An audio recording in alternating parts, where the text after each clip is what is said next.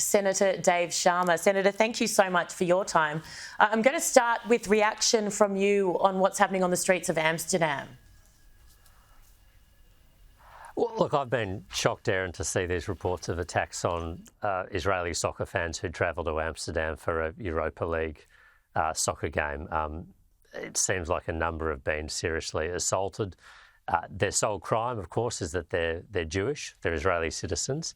And the fact that this has been allowed to happen, especially in a first world developed, otherwise enlightened country like the Netherlands, is just appalling.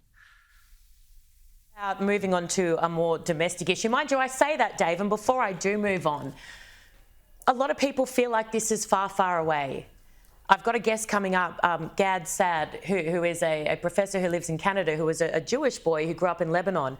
He talks about what he saw as a child in Lebanon and the way that it's being repeated in this day and age. Do you feel like, are we not picking up on these signals? Is our government not taking seriously the threat that's starting to emerge in our own backyard? I don't think we are at all. I mean, I think we've been very fortunate that we haven't had an incident like the one we've just seen in Amsterdam, given the loss of control of order on the streets, given the wide latitude that protesters preaching violent messages have been granted, given the intimidation, doxing, intimidatory behaviour they've been allowed to engage in. We're not that far away from it in Australia. And if you talk to any Jewish person in Australia right now, they do not feel safe, and they've never felt like that before in Australia. I've been travelling, I was in Melbourne, Sydney. I've spoken to 3 or 4 with Amjad, who is this incredible Islamic man from the UAE. And I was saying to them at the end of every I met speech, him, he's a good fellow. He's incredible, isn't he? He's amazing. But I kept saying to these rooms of hundreds of Jewish and Israeli Australians, be proud of who you are, walk out, wear your kippah, show your star. I then look at what's happening in Amsterdam and go, we can't actually tell people to do that. Well, I think, no, the sad truth is, Jews don't feel as though their safety is assured in Australia, which is why they're not wearing their kippah, they're not wearing their Star of David.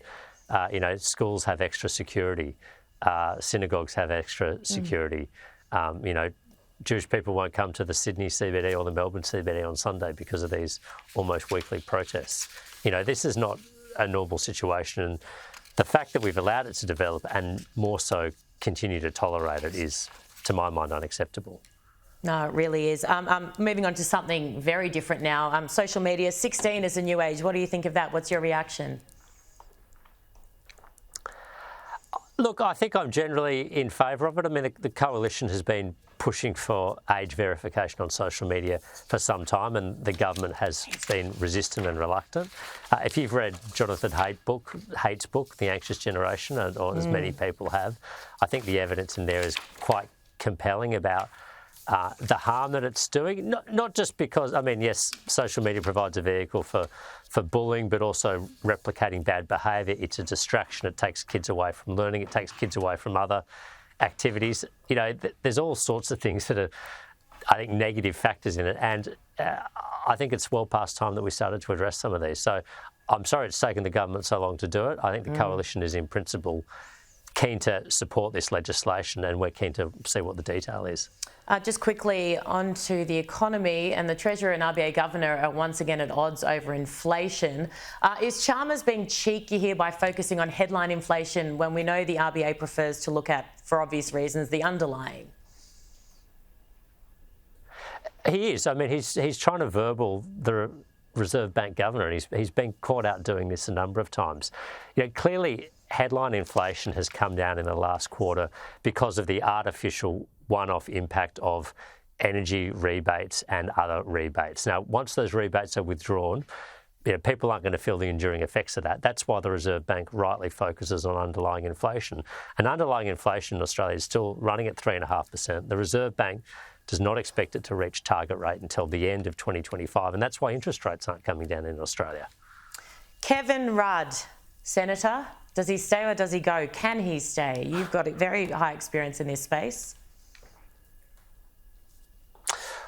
Well, look, I hope for Kevin Rudd's success. We want an ambassador who can do the job that needs to be done in Washington. But I'm just astonished that these tweets that he's had up on his account. Yes, he's been on the public record many times of being critical for Trump, but he had these tweets up on his account up until Tuesday morning, as far as I could tell, saying, quite personally insulting and demeaning of Donald Trump.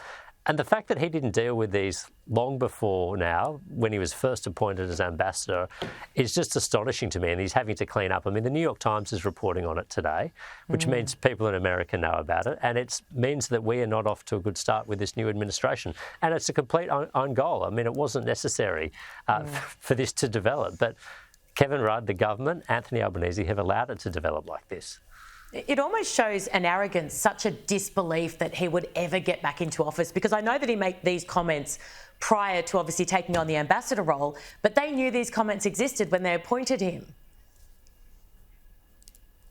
Look, absolutely. I mean, I raised these comments back in February, Erin, with the foreign minister at Senate Estimates. I said, there are these tweets that are still on Kevin Rudd's account.